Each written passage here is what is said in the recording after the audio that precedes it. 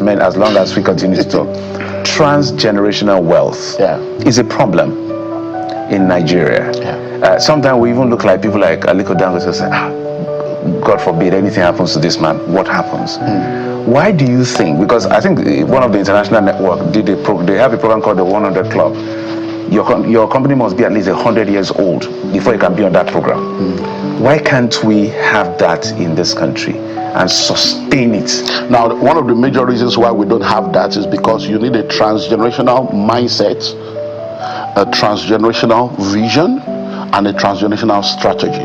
When you look all around us, most businesses and organizations in this part of the world that are started, that are indigenous, they have not crossed 50 years. And the reason is because the first generation is always a pioneering generation. They go through the grind and they produce wealth by their sheer hard work and ingenuity and doggedness.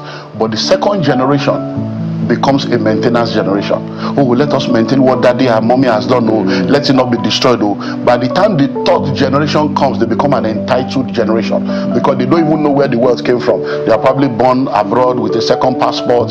Driver is taking them to school. They don't know how to enter Molwe or enter BRT. They don't cook. Somebody is cooking for them. So by that third generation, they become entitled. By the fourth generation, they are back to poverty. So what needs to happen is that the fourth generation must be a pioneering generation. The second generation, while maintaining what the first generation has done, must also begin to pioneer their own and take what has been done into their own generation and relate it to their own time and season. The third generation, while enjoying the perks, must also generate their own and bring what has been done into their own generation. You see a lot of people that are around today. I was in Benin, like I said, one of the members of the Billionaires Conclave, a multi-billionaire. I had a session with her and her husband, and they said, please talk to our children. Many people have raised children with money from Boli, money from Agbado, money from things, and the children are sent to school. They now graduate. Instead of it to now carry that degree and come and take the Boli to the next level, take the Agbado to the next level, they now enter bank, they enter oil company. What happens? So I was telling the girl, I said, listen, your parents use the money of printing press to raise you. They use the money of bakery to raise you. Now you have a certificate. You are saying you want to go and do this. So who now takes over all this? So many people need to understand that the next generation will not be passionate about what you are passionate about. So I had to tell the parents, listen to me. You can't force them to do whatever. You don't start business because I want to hand over to my children. That has expired. Well, starting business now, start a business because you want to offer value and make a difference in your generation. So what you need to do now, we're going to go into another strategy. Let's begin to think of ownership and management. These children cannot manage this thing. So what you now need to do is retain the ownership within the family, but let's get somebody else to manage it.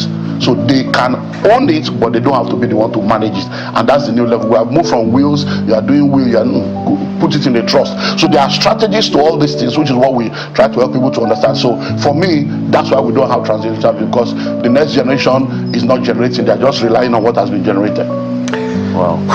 I know this generation is always like, we're not the problems here, right? Because it looks like everybody is at them. No, this is how you should do things. And they're saying, no, I need to do things my own way in that sense. And I know that there's that constant battle, millennials and Gen Z. Gen Z will tell millennials that, well, you suffered and you took it. We don't want to suffer. We want to be able to say no and stand by it. We're paying attention to our mental health. So if my mental health is not being prioritized, exactly the term now, we leave and we don't care what happens next. So people have said, yeah, absolutely, let everybody go their way, but they still need to have some sort of learning. Let there be that kind of handshake. Maybe Gen Z's learn to build a structure and all of that. But I want you to speak generally to the mindset of the coming generation. What is that thing you think they could add to make them phenomenal? Because they are great people, but it looks like there's something missing. And you know, many of us grew up under the military era. And the military messed up our minds and messed up our psyche. And for many of us also, I said to people, if you are living in Nigeria, you are traumatized. You just don't know. You are traumatized every day. Light, water, road, everything. So, but this new generation, they don't want to go through that same situation. So what I will tell them is to understand that we are not fighting each other. We love you, we care about you, we want you to have a better life, But if you think you have a better idea, bring it to the table and let's have a discussion. And let that handshake take place with honor and respect. So the older generation should honor and respect the younger generation because they know more than you think they know. Right. They are more wiser, more intelligent, more exposed than you, but they don't have the kind of experience that you have. So you need to understand, like we say in Yoruba, you can have all the designer clothes, but you can never have enough rags and experiences like the elders. Because what an elder will see sitting down, if you climb Kilimanjaro, you will not see it. They say they use drone now. So you respect the wisdom and the experience of the elders, and that will help you to be able to survive. Let me bring in the scripture here. When you look at the story of Samson, a very, very powerful story. You see, Samson became blind, but when he got into the 3,000-seater temple, the temple was standing on two pillars. Because he was blind, he could not see the pillar, but he had to look for a young boy. He said, please, where is the pillar? He was blind. The young boy was visionary. He knew where the pillar was, but he didn't have the strength to pull down the pillar. When he located the pillar with his vision, Samson pulled down the place with his strength. So we need the vision of the young and the experience of the old to bring down poverty and lack in our lives. Just a lot of time. We can continue talking with you. So we don't have transgenerational wealth because we don't have transgenerational mindsets. 1,000 good intentions is incomparable to one action. Riches are cash-based, wealth is asset-based. Yeah. I've added that to my vocabulary. Thank you so much, sir. We've been having this very interesting conversation with Dr. Olumide Emmanuel.